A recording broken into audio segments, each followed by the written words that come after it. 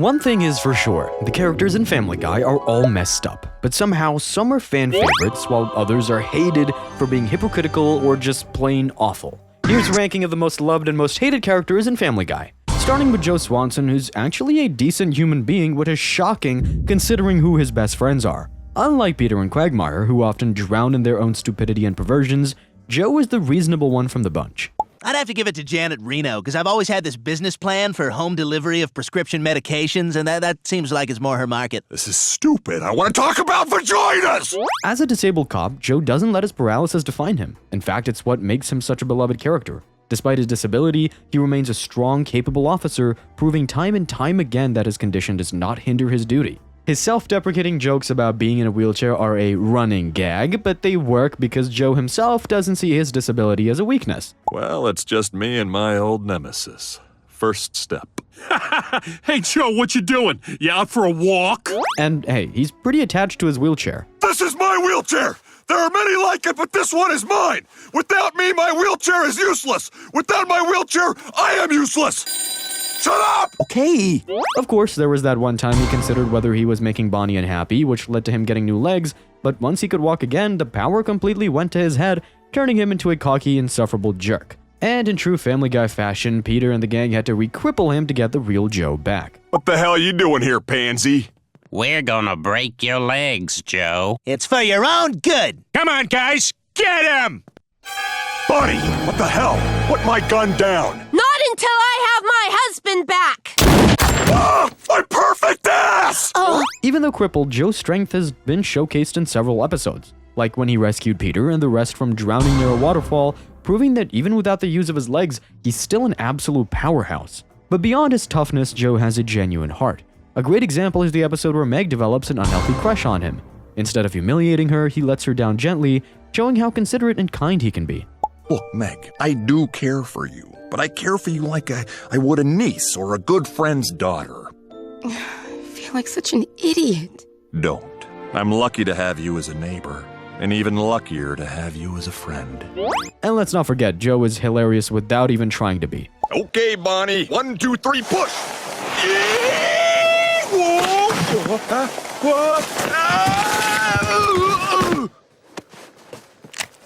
My God, I can walk!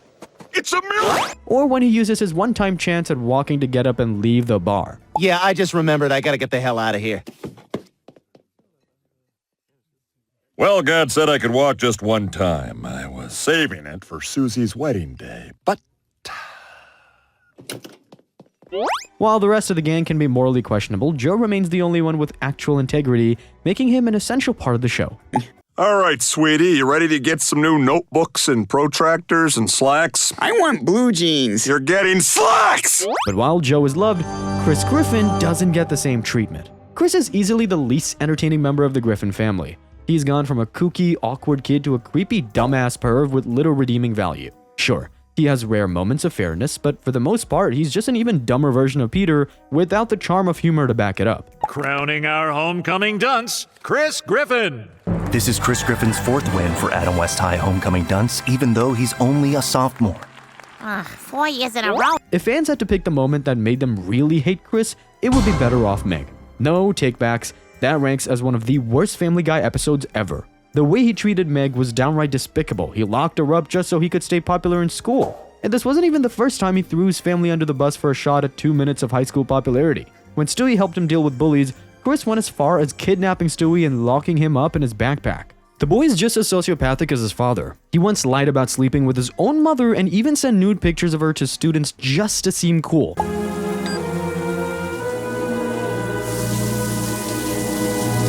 And when a hot girl showed interest in dating him, he became popular, treated Meg like garbage, then disrespected the girl who actually liked him by cheating on her. He sabotaged Brian's cousin's wedding just so he could touch some girl's boobs. What were you thinking? You don't understand, Brian. When was the last time you were even with a woman?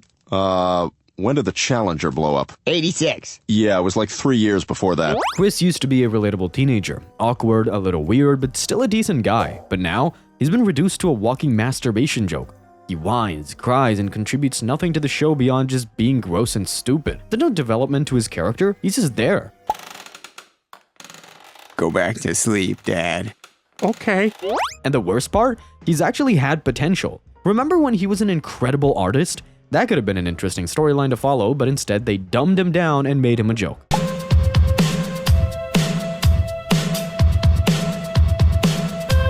At this point, Chris might just be the most pointless main character in Family Guy. But on the other hand, Mayor West is somehow beloved by fans of Family Guy despite being an idiot. Adam West is the lunatic mayor of Quahog, and somehow that makes him one of the most enjoyable parts of Family Guy. Ladies and gentlemen, the mayor of Quahog, Adam West. Thank you very much. Thank you. At first, his over-the-top weirdness seems completely out of place, but as the show goes on, he grows on you. He embodies the classic post-revival Family Guy era, random, unpredictable, and hilariously nonsensical. Mayor West, what are you doing here? I'm being a rascal and ringing people's doorbells and running away. Then what are you still doing here? It's my first house. I'm not very good at this. What makes his character so likable, other than being an idiot, is that his lines never feel forced, and his wild thought process is so ridiculous that it makes you laugh. If nuclear refuse gave them superpowers, it could do the same for me. Citizens, I'm off to the toxic waste dump. What in God's name were you trying to prove? I was trying to gain superpowers. Well, that's just silly. Silly, yes. Idiotic, yes. His brand of insanity is unique because, unlike other corrupt politicians, he doesn't scheme for power or money, he's just insane. But that raises the question, was he corrupt or just completely out of his mind? The answer? Both. He was the kind of politician who would sign laws based on whatever popped into his head at the moment, making him both dangerously incompetent and ridiculously entertaining. But where Adam's cherished by fans, Bonnie receives hate.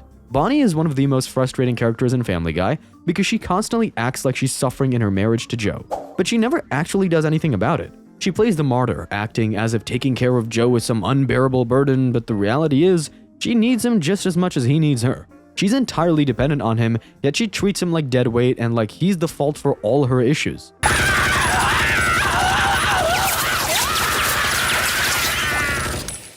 I think next time you should bring someone else. And let's talk about her parenting, or rather, her complete lack of it. Bonnie is barely present in her children's lives. We rarely even see her interact with Susie, and when we do, she shows almost no interest in being a mother. She's completely detached, which makes her holier-than-thou attitude even more irritating. Then there's the cheating. Bonnie had an affair with Brian, which, first of all, ew.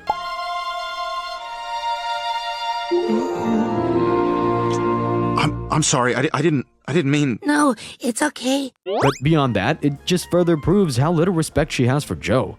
She constantly complains about how miserable she is in their marriage. I perform purification rituals on my body after we have sex. I find it cleanses the immeasurable sadness of having lain with a wretch. I want a divorce! You got it! But if she were truly that unhappy, why wouldn't she just leave? Instead, she chooses to stay and sulk, acting like she's trapped when, in reality, she's just as much part of the problem. Joe, for all his faults, is at least a likable, goofy character who genuinely tries. He deserves way better than Bonnie's constant resentment and emotional detachment.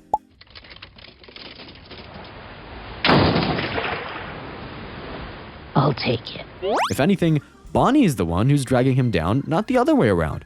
Yet, if we're talking about someone who has had to endure a lot but is still likable, that person is Meg. Meg Griffin is the ultimate underdog of Family Guy, and somehow that's exactly what makes her a fan favorite. She's the black sheep of the Griffin family, constantly ridiculed and ignored, but her suffering is so exaggerated that it loops back around into comedy gold. How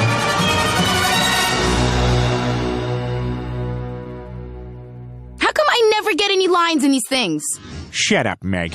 Even though she gets fewer lines or jokes than other characters, the ones she does get are often sharper and funnier. Nipple's poking into me. Sorry, that happens when I'm cold. But why are there 3 of them? There aren't. 2 of them are moles. Those numbers still don't add up. In a show filled with awful people, Meg is sometimes the only character with a shred of decency, making her abuse all the more ridiculous. Her entire existence revolves around being bullied by her family, by her classmates, and even total strangers. The show acts like she's the ugliest, most unwanted person in Quahog, which is absurd considering she looks just like Lois with brown hair. Peter uses her as a human punching bag, either telling her to shut up as a running gag, or just outright farting on her. But that's what makes her character work. Her humor comes from her misery, much like Squidward in SpongeBob SquarePants, or Jerry in Rick and Morty. If Meg were treated well, her character would probably lose its entire comedic foundation. Despite this, Meg has had real moments of character development. One of her best scenes was when Peter got bullied by his older sister. Instead of laughing along like everyone else, Meg actually sympathized with him. After years of torment, she could have easily taken revenge, but she didn't. She was the only one who supported Peter and even saved him from getting choked out. That moment showed that despite everything, Meg still has a good heart. She tried something like that. Dad, stop. Even I can see that your sister's a huge bully. And trust me, I know more about getting bullied than anyone. You do? How?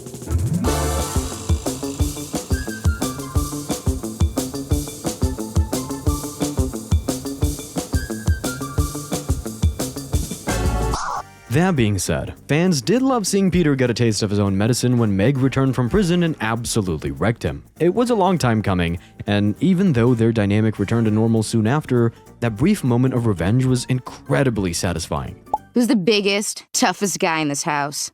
Well, I don't like to toot my own horn, but I believe I hold the distinction of...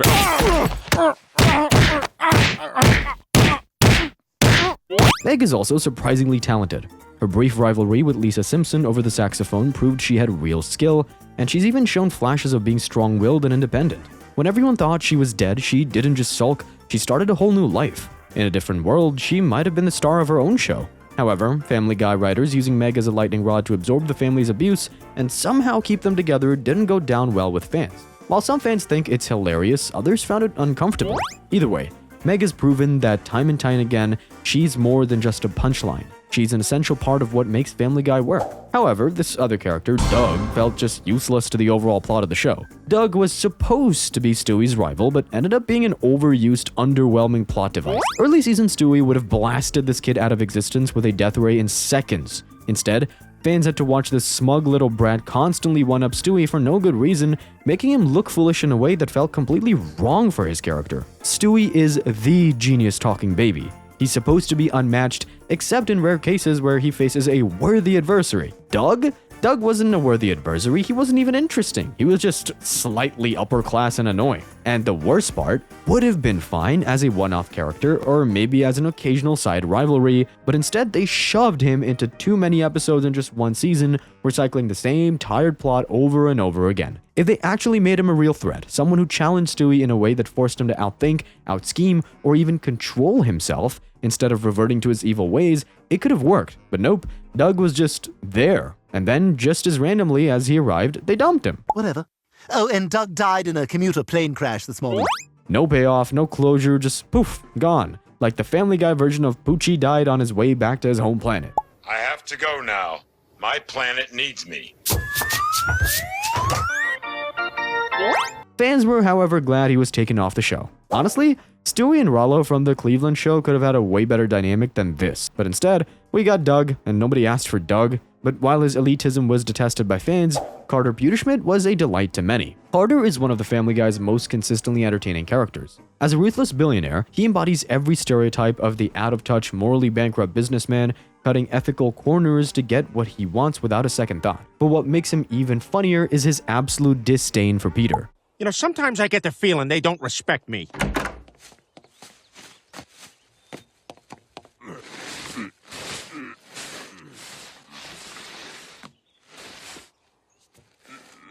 The rivalry is one of the show's best running gags, with Carter constantly making it clear that he thinks Peter is an idiot who doesn't deserve Lois. To be fair, he's not entirely wrong, but considering how awful Carter is, it's not like Lois would have been better off with someone like him as a role model. One of the best things about Carter is his deadpan delivery. He never tries to be funny, he just says whatever selfish rich guy thing is on his mind, and the absurdity of it is what makes it hilarious. So, these people live here? No, this is a bus. People ride it to get places that they need to go. You look familiar. I was your gardener for 12 years. Oh, you look different without my lawn under you. I don't take the lawn with me when I go. Well, I was right to trust you with it then. He knows exactly what he likes, and being absurdly wealthy means he gets away with everything. His complete lack of self-awareness combined with his brutal honesty makes him a goldmine for iconic one-liners.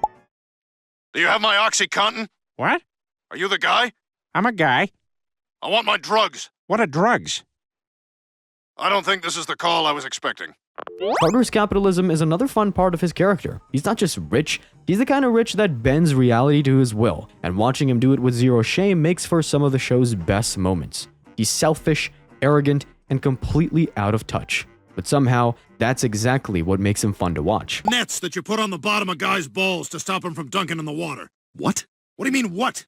Where do you keep the nets that you put on the bottom of guys' balls to stop them from dunking in the water? Of course, Carter is a far from a good person. No one in Family Guy really is. The father, he's pretty terrible, and as a human being, he's even worse. But unlike some of the other awful characters in the show, Carter never tries to justify his actions or pretend to be better than he is. He's original, cocky, and unfiltered, and that's why fans love him. But an old man fans hate is Herbert. Herbert might have some funny moments, but he gets a lot of dislike from fans, which isn't surprising. His entire character is built on one joke, and that joke got old fast. His voice is set to be irritating, and while Family Guy loves to push the envelope, his presence just feels uncomfortable rather than humorous. Faster! Where you going, kids? Hey, I just want to talk to you. Why don't you come over to my place for a glass of wine and a couple of fruit? Unlike Quagmire, who despite being a pervert, at least has some charisma and consenting targets, Herbert is just downright disturbing. Complaining about woods in the dining room. That's true. He replaced my Cialis with methamphetamine. There is nothing redeeming about him, and the fact that the show keeps bringing him back for the same tired joke makes him one of the most unsettling characters in Family Guy. But while Herbert's perversion is frowned upon, somehow Quagmire manages to excite fans of the show. Now, this is a character that sparks a lot of debate. Quagmire is easily one of the most polarizing characters in Family Guy, yet somehow he gets more love than hate. Who else but Quagmire? He's Quagmire, Quagmire. You never really know what's gonna do next. He's Quagmire. On one hand, he's obnoxious, perverted, and downright criminal in many cases. His tendencies toward women are beyond questionable, to say the least. But here's the thing. He's a very well-written character. As detestable as he can be, the humor surrounding him is undeniable. His running gags, over-the-top expressions, and innuendos keep things consistently funny. Wait a minute. Yesterday, near the North Beach, I saw a small landing strip, Giggity. It might be our best chance to get off Giggity the island. Did you really see that, or was it just an excuse to say giggity? I don't know, baby. I'm crazy with the heat. Take your pants off. However, the episode Lois Quagmire gave us a rare glimpse at his normal personality, showing how he actually treats women in relationships. Shockingly, it's not all bad, as it's shown that he can be respectful. Beyond a sleazy persona, Quagmire has some real depth. His backstory sheds light on his childhood struggles, especially his complicated relationship with his father, Ida, who underwent gender reassignment surgery. And while Screams of Silence, the story of Brenda Q is one of the most disliked episodes for its terrible handling of domestic violence, Quagmire's willingness to stand up for his sister was one of his most admirable moments.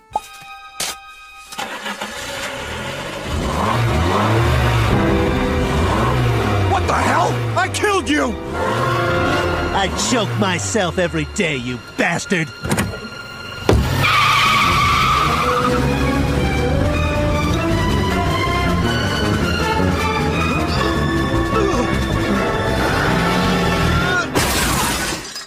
And let's be real, his rivalry with Brian is funny. The scene where he rips Brian apart at dinner is one of the most savage moments in the series. You and you still don't like me. How can you not like me?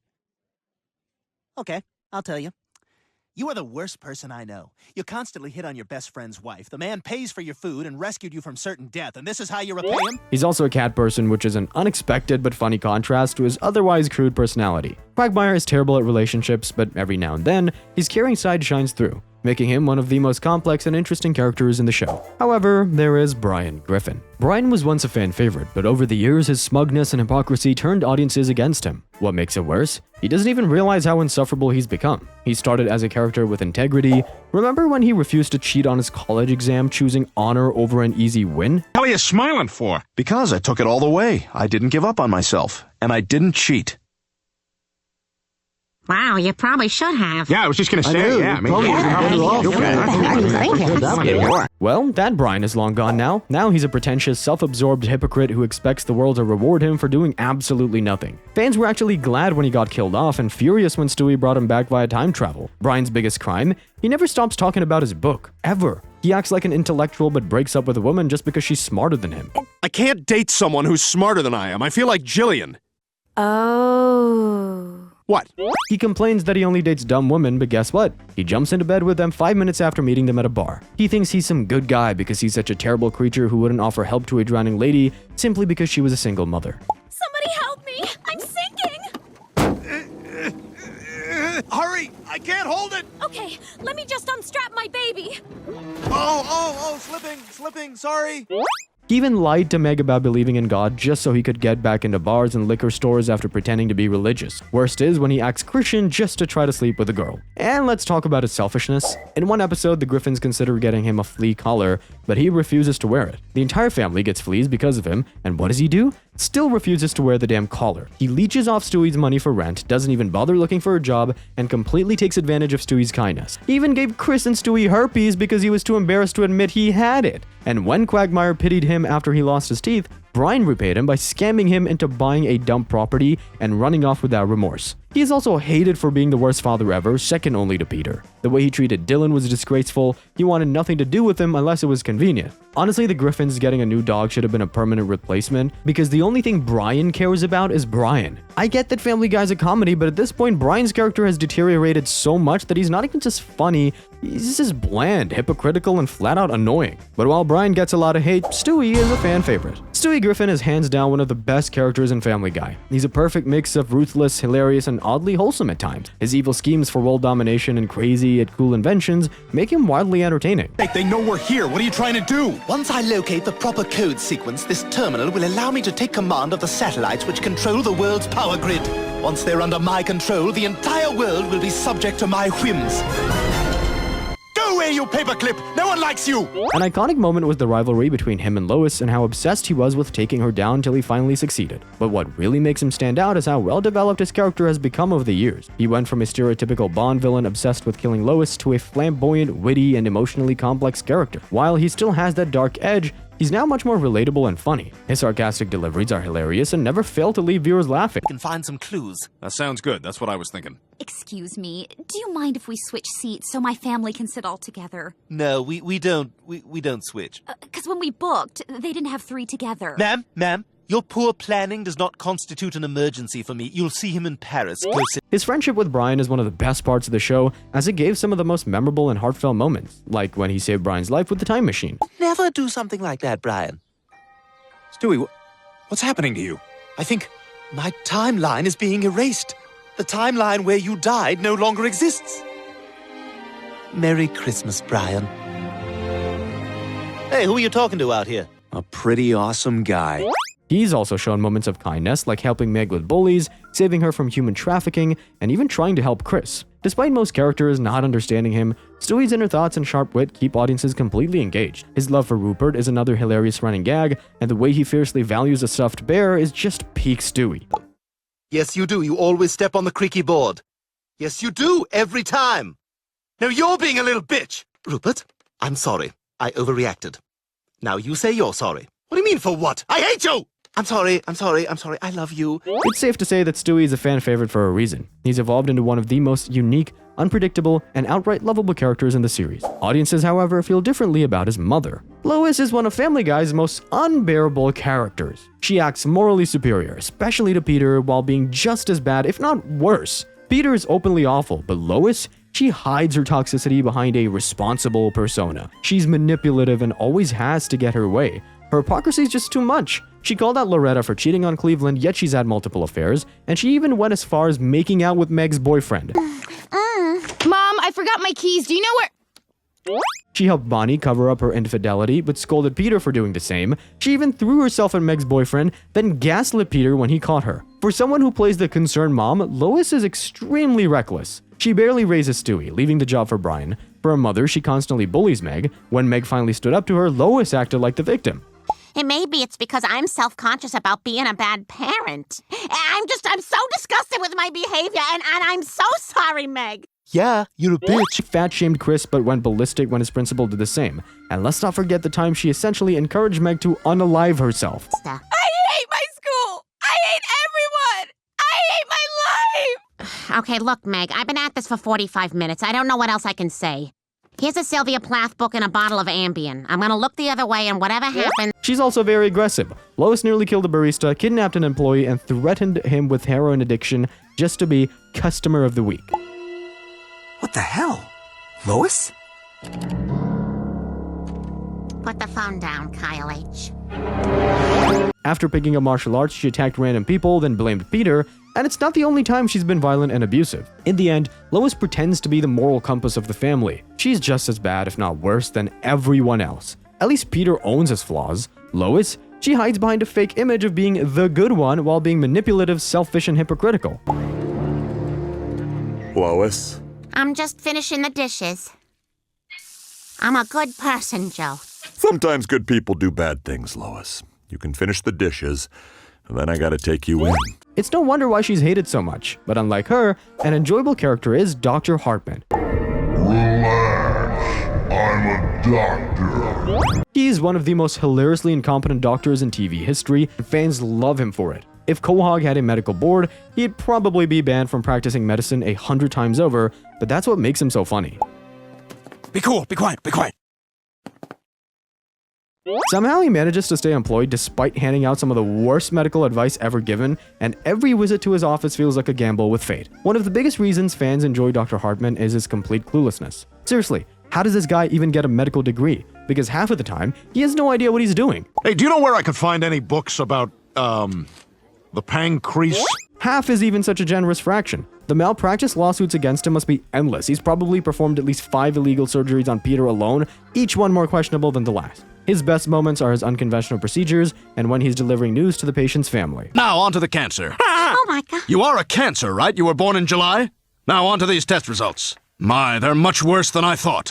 My son got a D- on his history test. Now, Mr. Griffin, that liver's gotta come out. What? It's been in the microwave for 3 minutes. It'll get dry. Now. Please, please, we can't take any more stick. Please just tell us, is Peter healthy? Oh yeah, he's fine. He's just really fat. Dr. Hartman might be the worst doctor ever, but fans love him because he's just so ridiculously bad at his job. But a character who has received heavy backlash and criticism is none other than Peter Griffin. Peter Griffin isn't just bad, he's a walking disaster. He's an idiot, a menace to society, and a complete liability to anyone fortunate enough to be in his life. He's selfish, reckless, and somehow manages to get worse with every season. He doesn't listen to anyone. Rules, laws, basic human decency, even his wife Lois, none of it matters to him. And the worst part? He never learns his lessons. Ever. He just keeps doubling down on his stupidity no matter who he gets hurt in the process. And speaking of hurting people, Peter is a terrible friend. Sure, he has his moments with Cleveland, Joe, and Quagmire, but those are overshadowed by the times he's been an absolute nightmare. Another prime example is Internal Affairs, where he encourages Joe to cheat on Bonnie out of pure pettiness, which ultimately destroys their marriage. That was next level awful. Joe, how can I put this delicately? He used his stinky French wiener to defile her. Wow, that's a real hit above the belt. But I'm still not sure that's a reason to betray Bonnie. Come on. Then there's the parenting, or lack thereof. Peter treats Meg like absolute garbage, and when she finally calls him out on it, does he feel remorse? He just laughs in her face. If someone in the outside world could see the way you treat me, you would be in jail. Oh. Oh, this is amusing to you. And let's not forget his actual abuse. This man has physically attacked his own wife and kids, burned them with cigarettes, yes, that happened, and even whipped Stewie, who, by the way, is a baby. Dad, I don't want to do this. Stay still! Okay, that's pretty cool too. Hey, Dad, that's a cool whip. I thought you couldn't understand me! And if you thought that was the worst of it, nope, it gets darker. When Chris and Meg accidentally push Stewie down the stairs, causing a serious head injury, Peter finds out, and instead of, being a responsible adult and taking his injured child to a hospital, he decides to cover it up. When you were babies, I used to knock you kids out every month or so. Sometimes by accident, sometimes when the Patriots lost. You just gotta cover it up and eventually it all works out. How? Throwing Stewie in front of Lois's car so she'll think she accidentally ran him over. That's right, he literally staged vehicular baby slaughter. With all this in mind, it's no surprise Peter consistently ranks as the most hated character in Family Guy, and honestly, he's earned it. To see how terrible of a father he is, check out this video of Meg's entire story and see how Peter's abuse ruined his own daughter.